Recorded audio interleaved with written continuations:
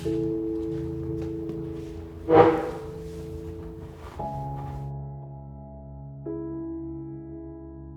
type of farming do you do? Where is it located? Those Yeah. kind of things. So, a brief introduction. My name is Queen. I am one of the owners and operators of Our Roots Garden, which is a privately owned farm, urban farm in North Minneapolis. Unbeknownst to me, I didn't know I would be this farmer. I started out as a young girl just helping my grandmother in her garden and the projects. I grew up on a crop farm. We didn't have a lot of livestock. My dad grew up with dairy cattle and therefore did not want them as an adult. Lisa and I are the third generation. Lisa's dad milked cows for about 40 years. Well, I've been farming since about 2012. We've been growing since 2019. I think I started with about 7 members, growing on a very small space, all fresh vegetables. And then I met my wife and we were able to buy a farm, and that changed everything. In the end, we ended up having 4 lots, but we started out with 1. On the Hava Farm, we work with over 100 Hmong farmers. We give the farmers the option to choose anywhere from 5 acres to a maximum of 10. When you're a member with our farm, you get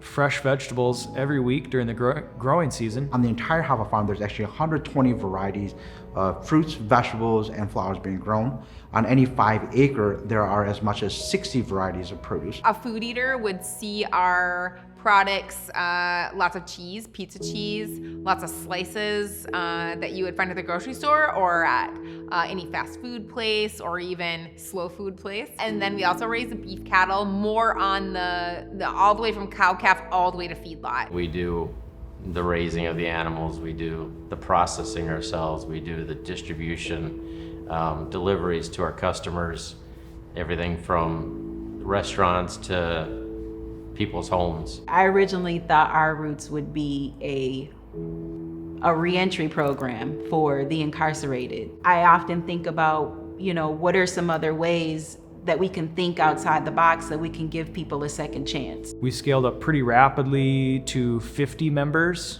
and that's what we've stuck with. We like that number. It works well with our infrastructure, with our field space. We were really building a lot of steam for 2020, and it was really looking good. I was really focused on what could I do in my community to change the landscape of how we think and how we interact with each other and how we build relationships with one another.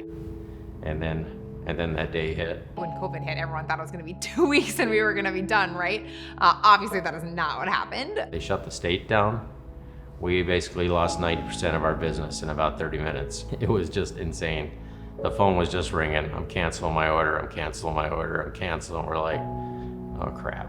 As the shutdown did happen, it made me nervous because I was like, well, who's gonna come out and help? Because a lot of people were nervous just to come outside. COVID started to hit the big plants, the Tyson Foods, the JBS. And once the national food system was affected and there were shortages and the shelves were cleaned out, then all of a sudden everybody's, oh, so-and-so's a farmer down the road. Maybe he's got stuff. Maybe we can buy from him. All of a sudden, people were really wondering where their food comes from when the beef was gone at the grocery store, right? It's like, why is there no beef? Like, where is it? For the first time in many people's lifetimes of this generation, they saw an empty grocery store shelf. There was definitely a large call for we need produce, we need more produce, we need to get food out to anybody any way that we can. I think there was a little bit of panic buying happening where we saw kind of unprecedented demand for our product, for our fresh vegetables and for our starter plants that we sell to home gardeners. A lot of customers all of a sudden were Googling, how can I find local food or how can I find meat?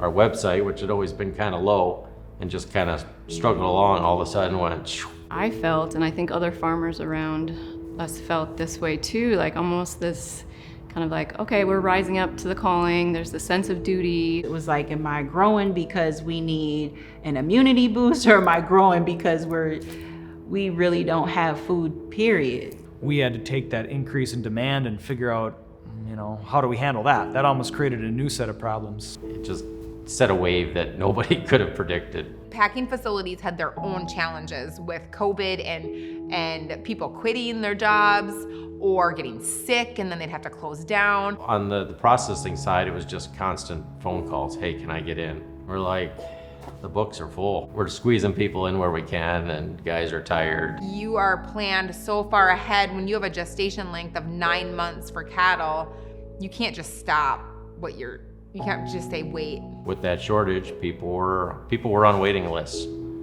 So it's like, well, I can get in next month, or I can't get in for 2 months. Would you be willing to wait? There's sometimes when you get off 2-3 weeks that, depending on the species, it just doesn't work out. When you have these animals that you don't know what you're gonna do with them, and you may think you have to actually euthanize them, and it's just this waste. It's this waste of a life.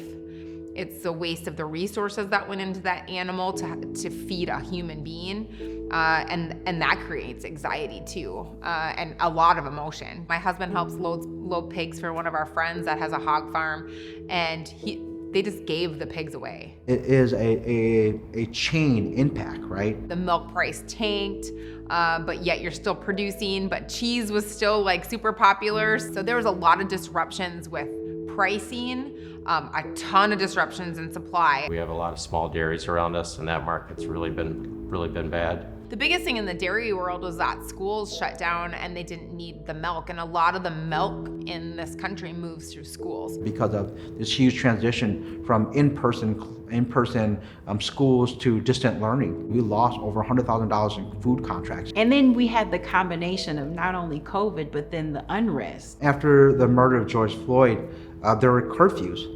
And those curfews had an impact on Hmong farmers because Hmong farmers, they live in the Twin Cities metropolitan area. It impacted me when I had something planned that day and I had to change the plans because I had to really get things done before sunset. They were going to be on the fields here.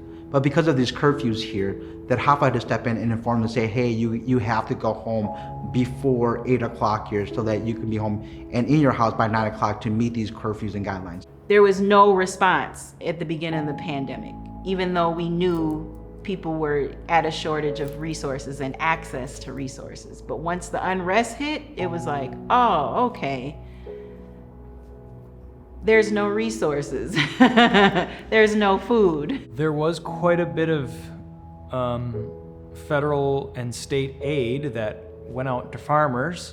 However, because we operate on a smaller scale and we grow vegetables, they don't often take into consideration our operations. Many of our farmers last year were enrolled in USDA programs that wasn't enough to justify that they were a farmer. Quite often, the small-scale sustainable farmers are pushed away or not taken into account. They have a parcel number, they have a plot that has been recognized, federally recognized here, and still they're not eligible.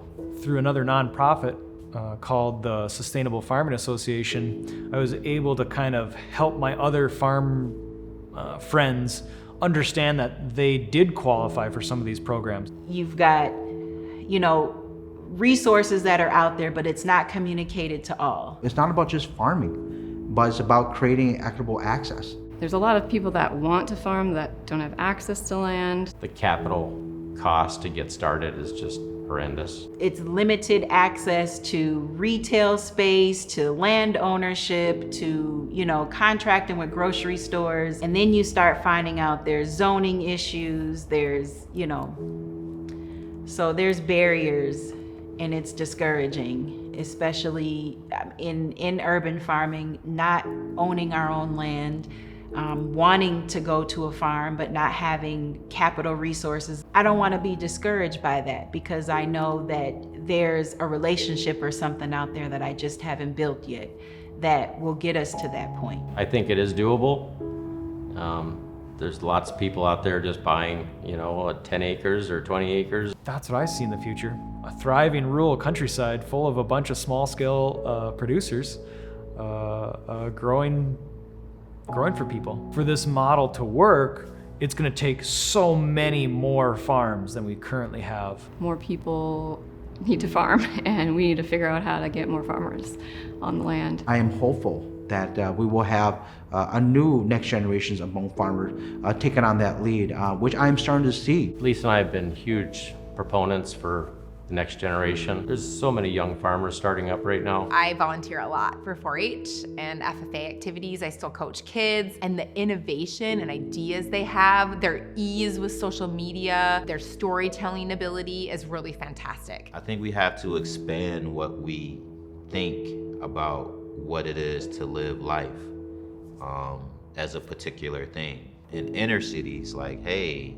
you ever met a farmer? You know, you ever met a hip hop farmer? You know, it's these solutions that we're creating which is going to be the future of agriculture. That's what I believe. We're excited to share. You know, we want to share with people, and then on the other side, the food eaters say, we want to learn about it. And I think because of COVID, there was a fight on both sides to connect, and it happened. We invite people out and we share a meal and, you know, kind of have an open invitation to come and visit the farm and see where your food is produced. You know, as soon as people taste that food, they're gonna be more excited and more interested in supporting farms like us or other farms. We started a GoFundMe, and in hours it went from 3,000 to 5,000 to 10,000. I was like, what? It felt like love. It felt like I believed in this, but other people believe in it too. I'm excited to share the farm with more people and not have it just be this thing that my husband John and I get to enjoy, or our family gets to enjoy, but that our community gets to enjoy. It's not just a place to just grow food anymore. It's a place where you can do art, where you can have conversations, where you can also eat. So it's like real nourishment for your soul.